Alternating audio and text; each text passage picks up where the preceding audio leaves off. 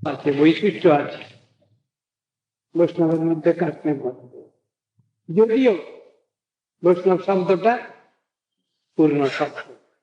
বিষ্ণু থেকে, নারায়ণ থেকে পূর্ণ দর্শন আরম্ভ হয়েছে, সুতরাং তত্ত্ব দর্শন ঠিক আছে। কিন্তু যারা কৃষ্ণ, যারা তাদের আরাধনা শ্রেষ্ঠ আরাধনা। এই জন্য সব সময় বলা হচ্ছে আপনারা কৃষ্ণ আরাধনা করুন। আমরা কৃষ্ণ আরাধনা করব, শ্রেষ্ঠ আরাধনা। আরাধনার তরিকা বলতে গিয়ে বলছেন রম্যা কাচিদ উপাসনা ব্রজবধূ বর্গেণ যা কুন্তিকা। এটা শ্রেষ্ঠ প্রসিডিওরের মধ্যে শ্রেষ্ঠ ভাব। কার কতটুকু হবে, যার কতটুকু জমার ঘর আছে তিনি ততটুকু আলোচনা করবেন। সকলের পক্ষেই সম্ভব এমন কথা না, আবার বহু লোকের পক্ষেই সম্ভব, বহু ব্যক্তির পক্ষেই সম্ভব। কথাটা আছে যখন চৈতন্য মহাপ্রভু যে শিক্ষা দিলেন, কৃষ্ণ নিজের আরাধনা করতে বলতে পারেন না, কিন্তু তাকে দায় থেকে বলতে হলো। আর সেই কথা রাধা গোবিন্দ মিলিত গৌরহরি চৈতন্য দেব এসে সেই কথা বলছেন। নিত্যানন্দ প্রভু বলছেন, হরিদাস ঠাকুর বলছেন, ব্রহ্ম হরিদাস আমারে চিনিয়া লহ ভজ গৌরহরি। মহাপ্রভু বলছেন আমার কৃষ্ণের ভজন করো। কৃষ্ণ বলতে পারছেন না,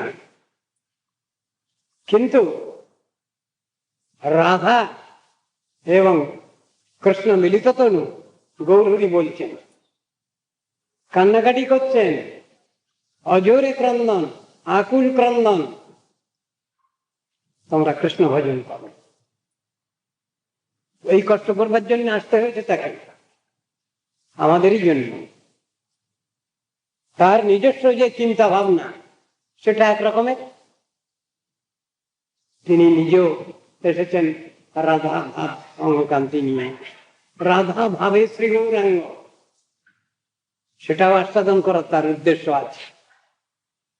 জগৎযুগের কল্যাণ চিন্তাও আছে, সাধনের চরম অবস্থায় কি লাভ হয় মানুষের সেটাও তার দেখাবার দরকার আছে।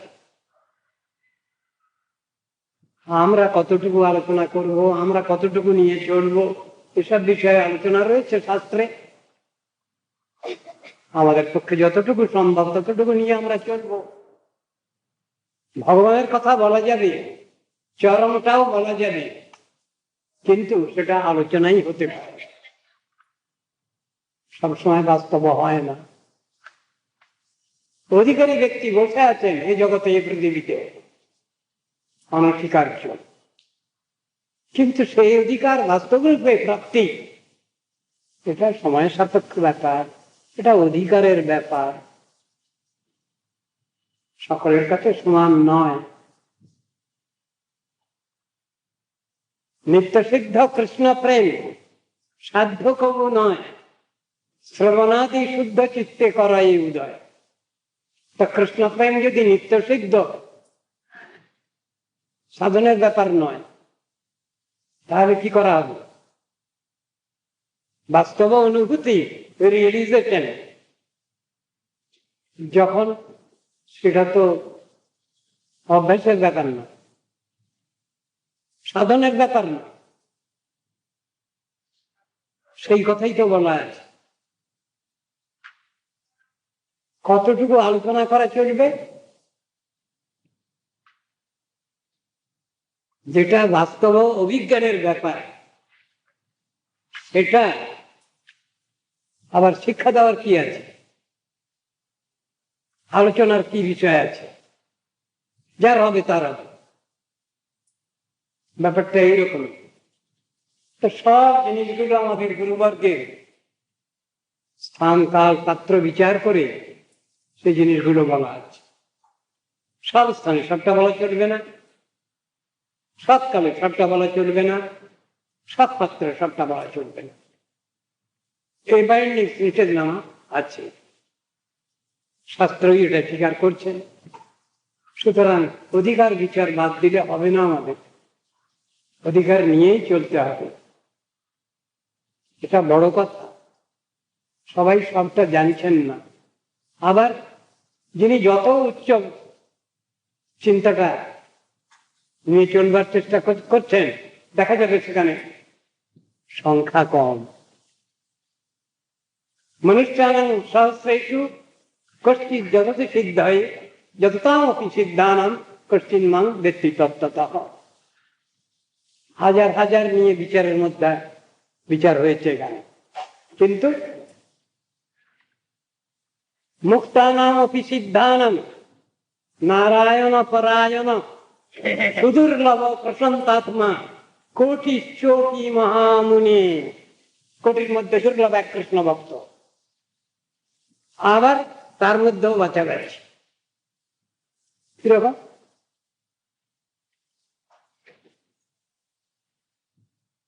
ব্রাহ্মণানাং সহস্রেভ্য সহস্রজাজি বিশিষ্যতে। সাগ্নিক বিপ্র, সহস্র সাগ্নিক বিপ্র, সহস্রের মধ্যে সাধারণ ব্রাহ্মণের মধ্যে একজন সাগ্নিক বিপ্র শ্রেষ্ঠ। সহস্রজাজি সহস্রেভ্য সর্ব বেদান্ত পারগ। সাগ্নিক বিপ্র সহস্রের মধ্যে একজন বেদান্ত পারঙ্গত ব্রাহ্মণ শ্রেষ্ঠ। সর্ব বেদান্ত বিদ কোট্যা বিষ্ণু ভক্ত বিশিষ্টতে। কোটি বেদান্তবিদ ব্রাহ্মণের মধ্যে একজন বিষ্ণু ভক্ত শ্রেষ্ঠ। আবার বৈষ্ণবানাং সহস্রেভ্য একান্তি একো বিশিষ্টতে।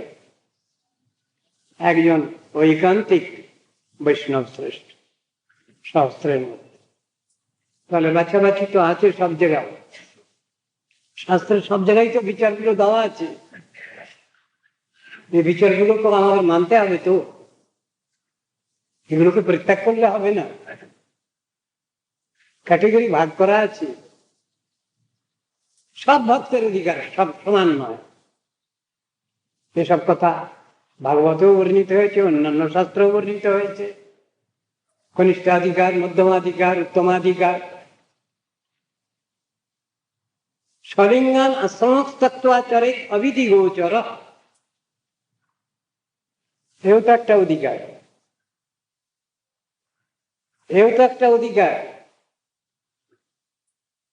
এই অধিকারী কারা? যারা তারা গ্রাহ্যের অধিকার হবে না। ভগবান যদি কৃপা করেন কাকো, তাহলে তার সেই অধিকার। ঈশ্বরের কৃপালে হয়তো যাহারে সেই সেই ঈশ্বর তত্ত্ব জানিবারে পারে। অনুমান প্রমাণ নহে ঈশ্বর তত্ত্ব জ্ঞানে, কৃপা বিনা ঈশ্বর তত্ত্ব কেহ নাই জানে। ভগবানের কৃপার পরে নির্ভর আমাদের করতেই হবে।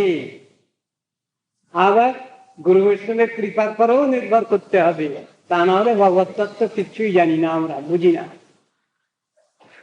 এ বুঝতে গেলে মাথা খারাপ হয়ে যাবে। ভক্তের শ্রেষ্ঠত্ব নিকৃষ্টত্ব বিচার করতে গেলে মাথা খারাপ হয়ে যাওয়ার কথা। কিন্তু তত্ত্বদর্শী যারা, তাদের মাথা খারাপ কখনো হয় না, হবে না। যারা তত্ত্বদর্শন নিয়ে বসে আছেন, তাদের কোনোদিন ভুল বোঝাবুঝি হবে না। তারা কখনো মিসআন্ডারস্ট্যান্ডিং মধ্যে যান না। তত্ত্বদর্শী যারা, বাস্তবদর্শী যারা, তাদের কখনো তত্ত্বজ্ঞানে ভুল হয়, ঠিকই থাকে। এটা প্রমাণ। কেন? ভগবান তো তাকে চালাচ্ছেন। আমরা বদ্ধজীব, আমাদের যতটুকু সম্ভব আছে ইন্দ্রিয় জ্ঞান, সেইটুকু আমরা অ্যাপ্লাই করি সব জিনিসের মধ্যে। এ সংসারে যা কিছু অভিজ্ঞান আমরা লাভ করতে চাই, সব জায়গায় আমাদের নিজের বুদ্ধিটুকু অ্যাপ্লাই করি, নিয়োগ করি। কিন্তু তা তো হচ্ছে না, সেটা হয় না। অবাঙ্গ মনুষ্য গোচর কথাটা বলা হলো তত্ত্ব দর্শন। সত্যি জড়বিদ্যা বুদ্ধি নিয়ে অপ্রাকৃত তত্ত্বের অনুসন্ধান করা যায় না, রিসার্চ করা যায় না।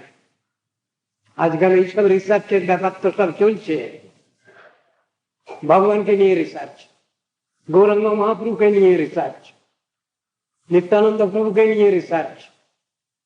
কত বড় পাগলামি,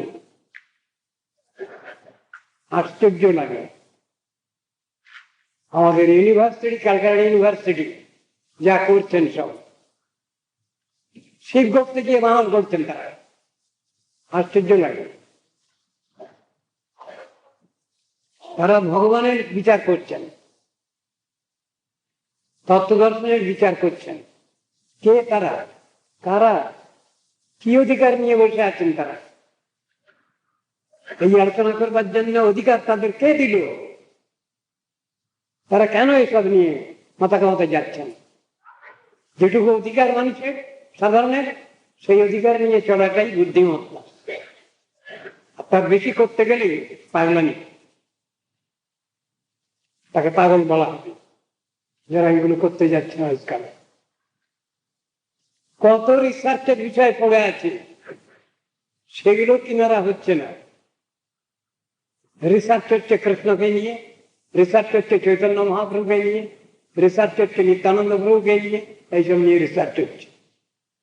আশ্চর্য লাগে, মানুষ আছে কোথায়? মানুষের মধ্যে যতটুকু নীতি আদর্শের কথা থাকা উচিত তা থাকছে না। সমগ্র জগৎকে নাস্তিক তৈরি করে দিতে পারলে এদের খুব ভালো হয়। সেই বিচার নিয়ে এরা চলছে।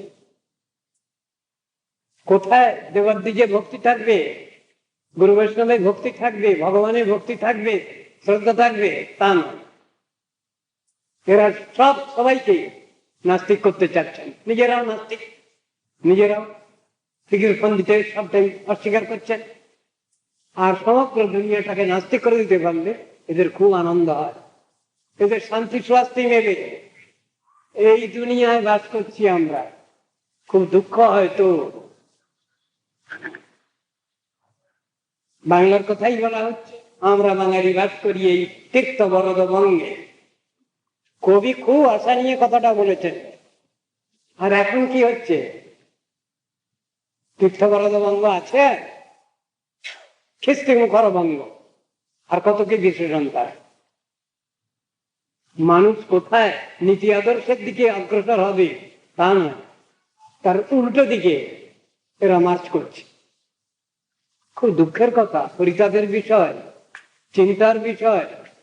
কি হলো দুনিয়ায়, শেষ পর্যন্ত বা কি হবে? সাধুগুরু বৈষ্ণবকে বাদ দিয়ে চলবে না দুনিয়া, ভগবানকে বাদ দিয়ে চলবে না, ঈশ্বর বিশ্বাসী দুনিয়ায় চলবে না কিছু। যদি বাঁচতে হয় আমাদের এটা নিয়েই চলতে হবে, এই মূল নীতি আদর্শ। হরিগুরু বৈষ্ণবকে বাদ দিয়ে চলবে না, ভগবানকে বাদ দিয়ে চলবে না, নীতি আদর্শকে বাদ দিয়ে আমরা চলতে পারবো না। কেন? আমাদের একটা বিশেষণ আছে তো। কি বিশেষণ? মানুষ নীতি আদর্শ পরায়ণ, এই বিশেষণটা আছে। সত্য সত্য যারা মানুষ তারা নীতি আদর্শ পরায়ণ, আর যারা চেহারায় মানুষ কাজেতেও মানুষ তাদের কিন্তু জন্তু জানোয়ারই বলা হয়েছে, গালাগালি দেওয়া হয়েছে। শাস্ত্রে গালাগালি আছে, ভীষণ গালাগালি, পশু থেকেও অধম এমন গালাগালি রয়েছে। পশ্চাদম শব্দ আছে। দিবস রজনী অমল তবল কচাল পাড়িতে পারো, তাহার মধ্যে কখনো কেন কি গোবিন্দ বলিতে নারো। সংসারে সব কাজেতে আমাদের সময় হয়, কিন্তু যখনই একটু ভগবানের নাম করুন না, একটু ঠাকুরের নাম করুন না, সময় নেই, সময় নেই। সময় কবে হবে? মরে গেলে হবে? বাচ্চা বয়সে পরিভোজন করা যায় না। সবাই বলছেন এখন সংসারে ভোগসুখ করো, বলে তাহলে কখন স্নান করবো? এই মরবার আগে একবার কেষ্টু বিষ্টু বলো, তাহলেই হবে।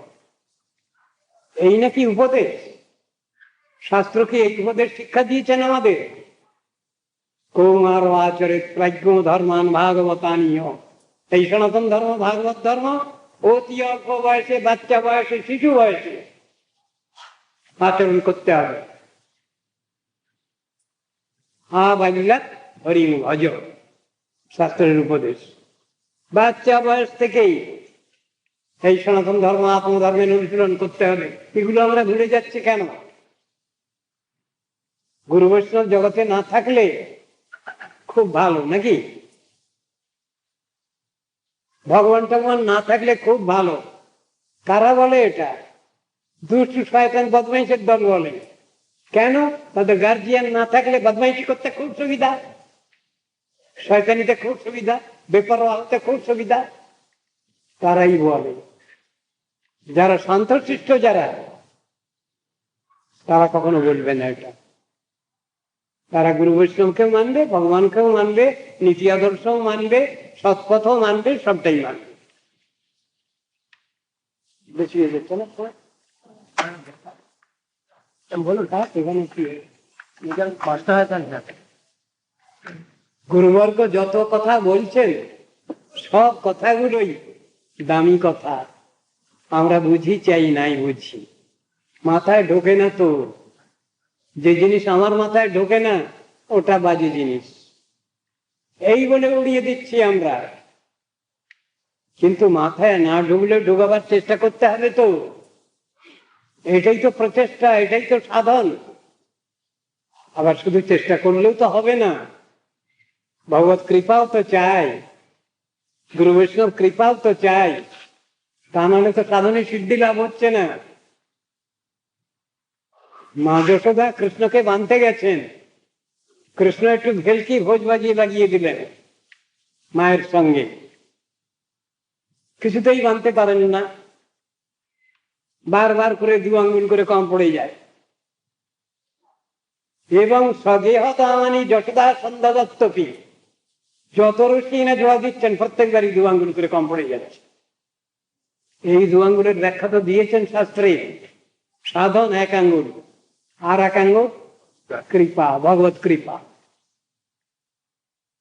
ভগবান যদি কৃপা না করেন, দয়া না করেন, আমরা যত প্রচেষ্টাই করি না কেন সিদ্ধি লাভ অসম্ভব।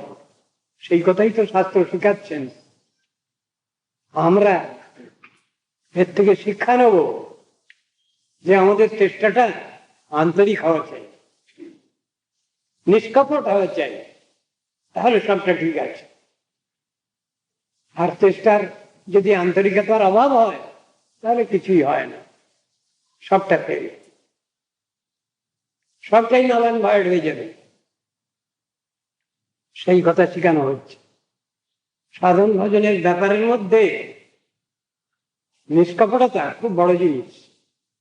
সাধুগুরু বৈষ্ণবের উপদেশের মধ্যে নিষ্কপটতা শব্দটা বারবার ব্যবহার করা হয়েছে। নিষ্কপট যদি আমরা না হতে পারি তাহলে আমাদের কোনো এতেই সিদ্ধি লাভ নেই। কপটযুক্ত অবস্থা, মুখে এক বাইরে এক হবে না। তা বৈষ্ণব ঠাকুরের মহিমা মাহাত্ম প্রকাশ করছেন পদকর্তা। সেখানে কি বলছেন? অন্তর বাহিরে সমভাব, নির্দোষ আনন্দময়, কথাটা বলা আছে। সেখানে অন্তর আর বাহির দুটো একই টাই। সেখানে ডুপ্লিসিটি থাকবে না, দমনা ভাব থাকবে না, ভিতরে একরকম বাইরে একরকম থাকবে না, একরকমই থাকবে। কার সঙ্গে কেমন ব্যবহার করব যদি প্রশ্ন আসে, শাস্ত্র বলছেন রাজনীতির কথা একটু কিন্তু সঠিক স্বার্থং সমাচরে। তাহলে গুরু বৈষ্ণবের সঙ্গে কি করব?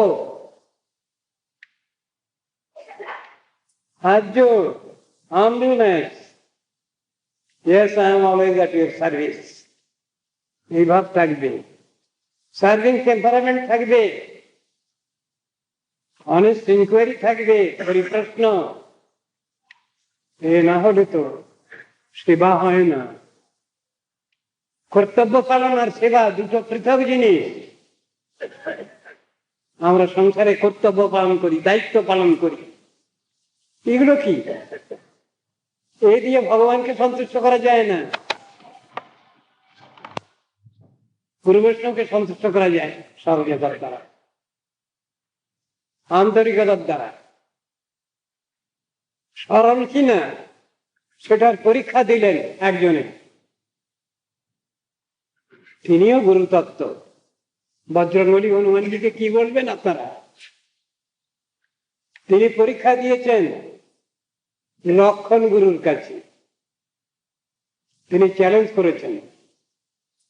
উনি বলেন, এই দেখো ফেড়ে রাখ, আমি ফেড়ে দেখাচ্ছি, আমি ফেড়ে দেখাচ্ছি। আমি কি দেখছিলাম? আমি দেখছিলাম প্রত্যেকটা মুক্তাদানার মধ্যে সীতারাম আছেন কিনা, আমি পাচ্ছিলাম না বলে ফেলে দিচ্ছিলাম। তোমার এত অহংকার? আমার মোটেই অহংকার না, দেখো তাহলে। আমার হৃদয় সিংহাসনে আমি বসিয়ে রেখেছি, সীতারামকে বসিয়ে রেখেছি। ঠিক ওই রকম ধরনের বাস্তবতা। পরীক্ষাটা এখানে ওই রকম। যদি আমার সামর্থ্য থাকতো তাহলে দেখাতাম। এই অহংকারের কথা নয়, বাস্তব ক্ষেত্রটা এই সরলতা থাকবে প্রত্যেকের সাধনার ক্ষেত্রেতে, এবং সিদ্ধ অবস্থা তো আছেই। ওটা আমার সিদ্ধ ভূমিকাই থাকে না। এমন সরল হলে পরে তারা সিদ্ধ মহাত্মা, সেই অবস্থাটা তাদের। সুতরাং তাদেরকে পরীক্ষা করবে। আমরা সাধারণ বিদ্যা বুদ্ধির লোক হয়ে সিদ্ধ মহাত্মাদের পরীক্ষা করব কি করে? সে ক্ষমতা কি আমাদের আছে? আগে ক্ষমতা অর্জন করতে হবে পরীক্ষা। সবাই আমরা পরীক্ষক নই, আমরা সব পরীক্ষার্থী। এই চিন্তাটা রাখতে হবে আমাদের। আমরা সবাই সাধন ভজন করছি। সিদ্ধ মহাত্মা যারা, তারা কোনো বাহাদুরি করেন না, তারা কাউকে পরীক্ষা করতে যান না বা যাবেন না, গেলে পরে অন্যায় হয়। আর যারা সিদ্ধ, তারা সবটাই করতে পারেন, পরীক্ষা করতে পারেন, চুপ করেও থাকতে পারেন, একদম কোনো কথাও বলবেন না। তাহলে কি ভালো হবে? আমাদের জন্য যদি কোনো শিক্ষক না থাকেন এই জগতে, পৃথিবীতে, তাহলে কি জগতের অবস্থা ভালো হয়? হয় না তো। সুতরাং শিক্ষক আমাদের চাই, গার্জিয়ান আমাদের চাই। সেই শিক্ষক, সেই গার্জিয়ানকে নিয়েই তারই আনুগত্যেই চলবো আমরা। এরাই বলেন গুরু বৈষ্ণব। গুরু বৈষ্ণব অন্য কেউ নয়। সবসময় ভগবানের চিন্তা ভাবনা যারা বসে আছেন, সব সময় ভগবানকে ছাড়তে পারছেন না। বিসৃজতি হৃদয় অজস্র সাক্ষাৎ, এই যে ভাগবতের কথা, ভগবান শ্রীহরি তাদের অন্তর থেকে কখনোই ছেড়ে যেতে পারছেন না। এমন যে ব্যক্তি শ্রেষ্ঠ ভক্ত, তিনি শ্রেষ্ঠ বৈষ্ণব, তিনি যার চিন্তা ভাবনাটাই সবসময় কৃষ্ণময়, কৃষ্ণ ছাড়া কিছু নয়। সেইটাই তাদের জপ তপ সবকিছু, সেই চিন্তা ভাবনা। শ্রীমতী রাধিকার সেই চিন্তা,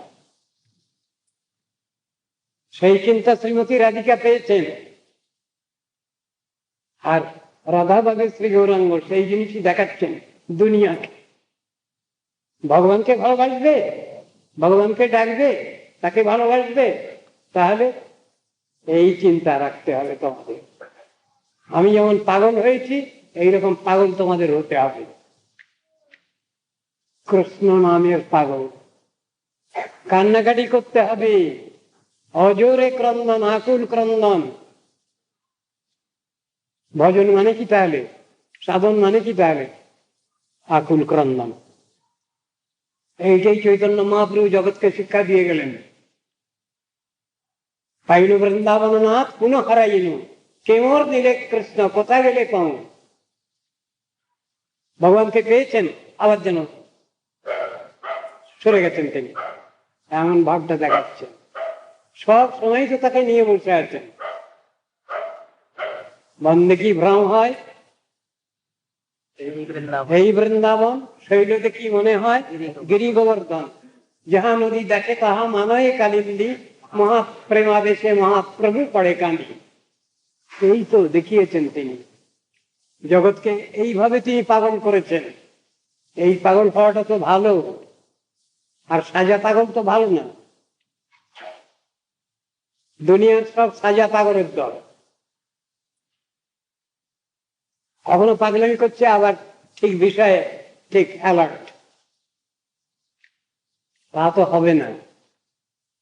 যারা ভগবানকে ভালোবাসেন তারা ঠিক ঠিক পাগল, সেই পাগলই হওয়া দরকার।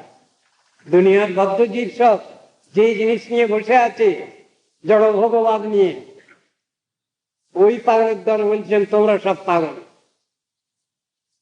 দুনিয়ার লোক সাধুদের বলে এরা পাগল, আর সাধুরা বলেন এরা পাগল। তার বিচারটা নেব বলুন তো। জ্ঞানীশ্বর সর্বভূতানাং তস্যাং জাগর্তি সংযমী, তস্যাং জাগ্রতি ভূতানি সা নিশা পশ্যতো মুনি। বিচারগুলো দেখানো আছে। পরস্পর পাগল বলে গালাগালি দিলেও, সমালোচনা করলেও, খাঁটি পাগল যিনি, তার দাম বেশি। যিনি সব সময় ভগবত চিন্তায় আবিষ্ট, ওইটা হতে হবে। ওইটা হওয়ার জন্যই শাস্ত্রের উপদেশ, নির্দেশ, আদেশ। হরে কৃষ্ণ। অনেক সময় নিয়ে নিলাম আমি, অনেক বাজে বাজে কথা হয়ে গেল। বাঞ্ছা কলুতর্ভ্যশ্চ কৃপা সিন্ধুভ্যৈব চ পতিতানাং পাবনেভ্যো বৈষ্ণবেভ্যো নমঃ। আমার গুরুবর্গ শাস্ত্রে জয়যুক্ত হোক, বৈষ্ণবের জয় হোক, সর্বকাল জয়। তাদের কখনো কথা হয় না, তাদের বৈষ্ণবের কখনোই কথা হয় না। প্রজা হয় বদ্ধজীবী, ভগবানের জয় হয় আর ভগবান ভক্তেরও জয় হয়। জয় দিলে জয়ী হবে এমন কথা দরকার নেই।